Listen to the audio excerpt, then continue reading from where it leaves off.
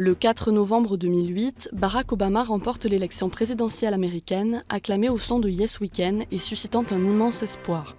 8 ans plus tard, le 44e président et premier président noir des États-Unis laisse un bilan en demi-teinte. Sur le plan économique, il peut se féliciter d'avoir renoué avec la croissance. Début 2009, face à la pire crise financière depuis 1929, il signe un plan de relance de 787 milliards de dollars. La croissance se relève en 2010, puis aussi le taux de 2%. Le taux de chômage, qui avoisinait 10% en 2010, est retombé à 5%.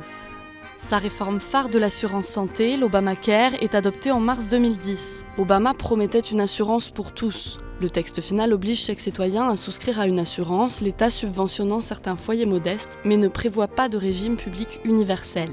Le taux d'Américains non assurés a depuis fortement baissé, mais les primes d'assurance flambent dans plusieurs États.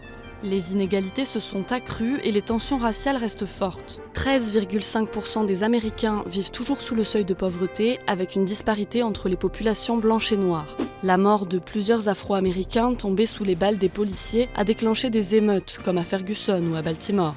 Impuissant face au Congrès, le président n'a pas pu imposer sa loi sur l'encadrement des armes, attendant 2016 pour agir par décret. Il n'a pas non plus obtenu la fermeture de la prison de Guantanamo. Mais c'est sur le terrain extérieur qu'Obama a été le plus critiqué. En 2013, malgré l'utilisation de l'arme chimique par Bachar al-Assad, qu'il définissait comme une ligne rouge, il renonce à intervenir en Syrie, donnant l'image d'un chef indécis. L'armée prend finalement la tête de la coalition internationale contre le groupe État islamique en 2014. Les soldats américains sont retirés d'Irak en 2011. Des conseillers militaires y sont renvoyés en 2014, mais pas de combattants au sol.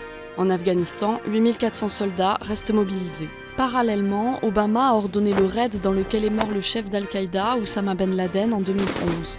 Misant sur la diplomatie, Obama a vivement contribué à l'accord historique sur le nucléaire iranien, conclu en juillet 2015, et a normalisé les relations avec Cuba, interrompues depuis 1961.